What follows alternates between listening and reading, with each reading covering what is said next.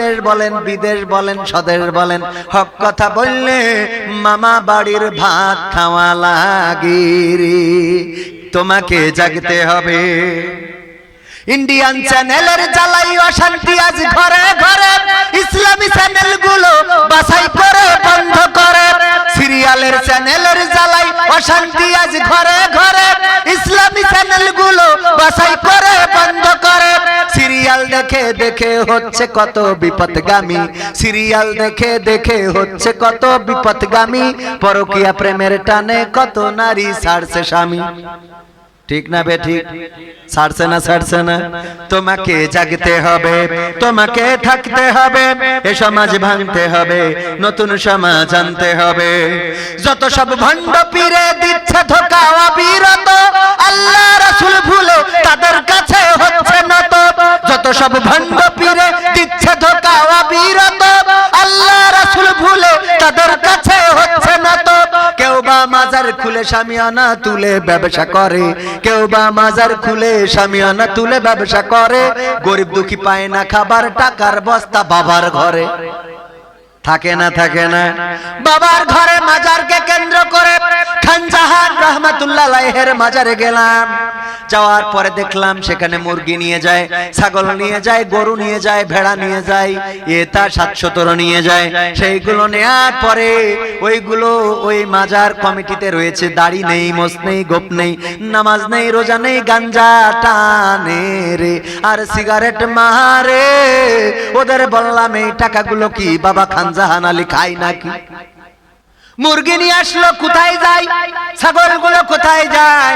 ওই মাজারের নামে নিয়ে নিয়ে, ওই মাজারের নামে নিয়ে নিয়ে নিজেরা বাড়ি করে, গাড়ি করে, নিজের ছেলেদেরকে বিদেশে পড়াশোনা করায়, নিজেরা নিজেদেরকে প্রতিষ্ঠিত করে। আর আমার বাঙালিরা এত আবেগ্য, কোন জায়গায় কি দিতে হয় এইটাও বোঝে না।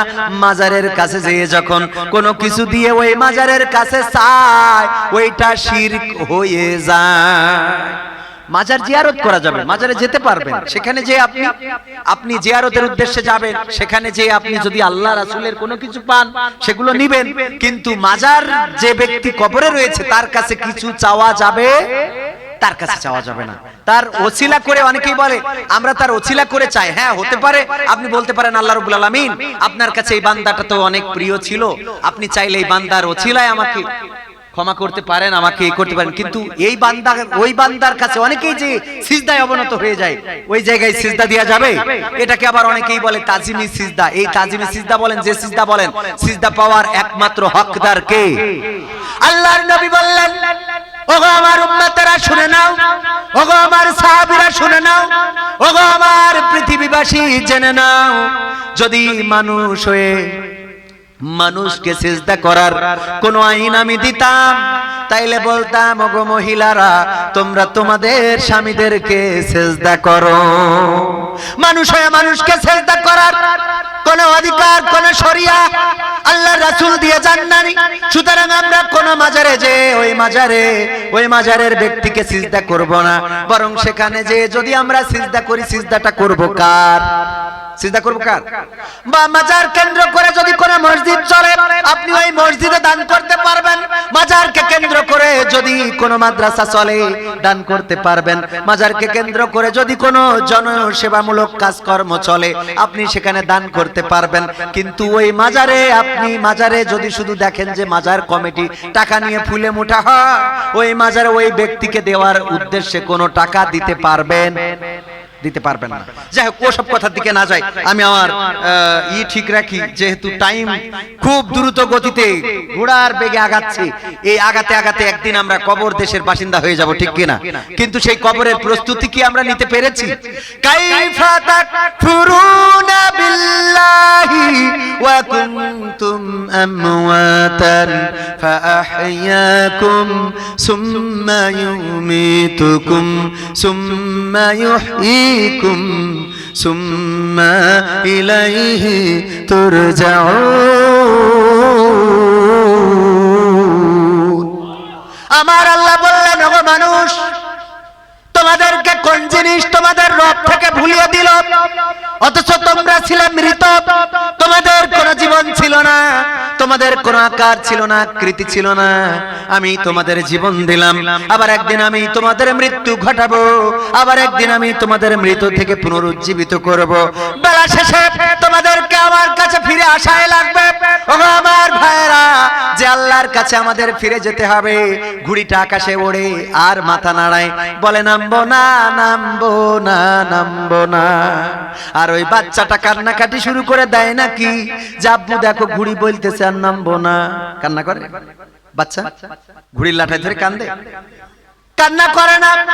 ওই বাচ্চা বলে না দেখো ঘুড়ি মাথা নাড়ছে, যে উঠিছি আর নামবো না, নামবো না। না, ওই বাচ্চা কান্নাকাটি করে না, বরং ওই বাচ্চা মিসমিস করে আর হাসে আর বলে লাটাইটাই আমার হাতে রে, নামো কি না নামো, আমি যখন টানবো তখন বুঝতে পারবা। ও আমার ভাইরা, এই জন্য আমরা যারা নাফরমানি করি, গুনাহ করি, জেনা করি, ব্যভিচার করি, পরকিয়া করি, সিরিয়াল দেখি, পাঠান দেখি, যাই দেখি, অন্যায় যত অপকর্ম করে বেড়ায় না কেন, আমার আল্লাহ রাব্বুল আলামিন মিসমিস করে হাসে আর বলে বান্দা চলতে থাকো, চলতে থাকো, যতই তুমি পাকামো করো গো, লাটাইটাই আমার হাতে আছে, টান দেবো আর অমনি চলে আসবারি। যাওয়া লাগবে না, লাগবে না? রঙিনে পৃথিবী ছাড়িতে হইবে, সাধের দেহ মাটিতে খাইবে, শূন্য হবে জিন্দেগানি, কার লাগিয়া এত মায়া, এত চোখের পানি রে মন, কার লাগিয়া এত মায়া, এত চোখের পানি। সন্ধ্যা হলে ডুবিবে বেলা, সাঙ্গ হবে ভবের মেলা, সন্ধ্যা হলে ডুবিবে বেলা, সাঙ্গ হবে ভবের মেলা, কেউ বা দিবে চোখের পানি। মিনহা খলাকনাকুম ওয়া ফিহা নুঈদুকুম ওয়া মিনহা নুখরিজুকুম তারাতান উখরা। কখন পড়ি? কবর দেওয়ার সময়। কি বলি? আমার বন্ধুকে, আপনার বন্ধুকে, আপনার বাবাকে, আপনার দাদাকে, আপনার মাকে, আপনার ভাইকে কবর দেওয়ার সময় আপনি বললেন মিনহা খলাকনাকুম ওয়া ফিহা নুঈদুকুম ওয়া মিনহা নুখরিজুকুম তারাতান উখরা। ওগো আল্লাহর বান্দা, এই মাটি থেকে তোমাকে সৃষ্টি করা হয়েছে, আবার এই মাটিতে তোমাকে ঢুকিয়ে দেয়া হলো গো, আবার একদিন এই মাটি থেকে তোমাকে জীবন্ত করে উঠানো হবে। এই কথা বলে কবরে রেখে দে, অথচ নিজে ভুলে যান একদিন আপনাকেও একই ভাবে ওই মাটির মধ্যে ঢুকাবে। যেই বন্ধুদের সাথে একসাথে চায়ের দোকানে বসতেন, যেই বন্ধুর সাথে আড্ডা না দিলে আড্ডা জমতো না, যেই বন্ধুর সাথে দেখা না করলে দিনটা পার হতো না, যেই সন্তানের জন্য কত কষ্ট করলেন, কলকাতায় রিক্সা চালালেন, এখনো আপনার এখানে ওই যে মানুষ টানা রিক্সা আছে না নাই? মানুষ টেনে নিয়ে বেড়ায়, বৃদ্ধ মানুষ সারাটা দিন ড্রাম, বড় বড় ড্রাম অথবা অন্যান্য মাল ট্রেন স্টেশন গুলোতে গেলে দেখা যায় মাথার উপরে কত বড় বোঝা নিয়ে কুজো হয়ে যাচ্ছে, তাও হেঁটে চলেছে, ঘামগুলো টপ টপ করে ঝরে পড়তেছে, পা বেয়ে বেয়ে ঘাম পড়ছে, তবুও ক্লান্তি মনে করে না, কারণ চিন্তা করে আমার বাড়িতে সন্তান, সন্ধ্যাবেলায় 2 মুঠো চাল কিনে নিয়ে যেতে হবে, 2টা বাজার করে নিয়ে যেতে হবে, আমার সন্তানের জামা বানাতে হবে, আমার সন্তানের জুতা কিনে দিতে হবে, আমার স্ত্রীর শাড়ি কিনতে হবে, আমার মায়ের ঔষধ কিনতে হবে, আমার বাবার জন্য একটা জামা কিনতে হবে।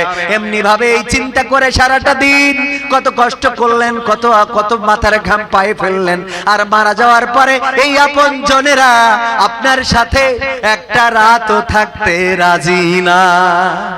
রাজি? একটা রাতও থাকবে না। মারা যাওয়ার পরে যে স্ত্রীকে নিয়ে আপনি বছরের পর বছর ঘুমিয়ে থাকলে, মারা যাওয়ার পরে যদি বলা হয় একটা রাত আমরা রেখে দিই লাশটা, এই লাশটা নিয়ে তুমি ঘরের মধ্যে, যদি স্ত্রীকে বলা হয় যে আপনার স্বামী নিয়ে আপনি এই ঘরের মধ্যে থাকেন, দরজা দিয়ে দিলাম, আমি পারবো না, পারবো না, আমার ভূত হয়ে গেছে। থাকবে বলেন? থাকবে? সাজিয়ে গুজিয়ে দে মোরে সজনী তোরা, সাজিয়ে গুজিয়ে দে মোরে, বড়ই পাতার গরম জলে শুয়াইয়া মশারির তলে, বড়ই পাতার গরম জলে, বড়ই পাতার গরম জলে শুয়াইয়া মশারির তলে, আতর গোলাপ চন্দন মেখে দে সজনী তোরা, সাজিয়ে গুজিয়ে দে মোরে। এত রঙিন এত কাপড় কিছুই ভালো লাগে না মোর, এত রঙিন এত কাপড়, এত রঙিন এত কাপড় কিছুই ভালো লাগে না মোর, সাদা কাপড় আমায় পরাই দে সজনী তোরা, সাজিয়ে গুজিয়ে দে মোরে, সাজিয়ে গুজিয়ে দে মোরে সজনী তোরা, সাজিয়ে গুজিয়ে দে মোরে।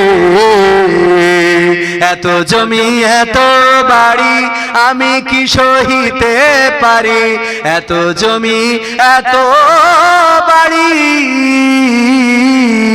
এত জমি এত বাড়ি আমি কি সহিতে পারি, বাঁশের দোলায় আমায় তুলে দে সজনী তোরা, সাজিয়ে গুজিয়ে দে মোরে, সাজিয়ে গুজিয়ে দে মোরে সজনী তোরা, সাজিয়ে গুজিয়ে দে মোরে। এই ছাড়া আর কোনো ভাষা থাকবে? বলেন থাকবে? এই ছাড়া আর কোনো ভাষা থাকবে না। এই দিন আমাদের জীবনে আসবেই, আপনি চাইলেও আসবে, না চাইলেও আসবে, পছন্দ করলেও আসবে, পছন্দ না করলেও আসবে, আপনি বিশ্বাস করলেও আসবে, অবিশ্বাস করলেও আসবে। মৃত্যুকে কেউ অস্বীকার করতে পারে? পবিত্র কোরআনের 6666 আয়াত, যদিও অনেকেই কম বেশি বলে থাকেন, এই আয়াতের মধ্যে সব আয়াতকে চাইলে পৃথিবীর মানুষ অস্বীকার করতে পারে, কিন্তু কুল্লু নাফসিন যায়িকাতুল মাউত, এই আয়াত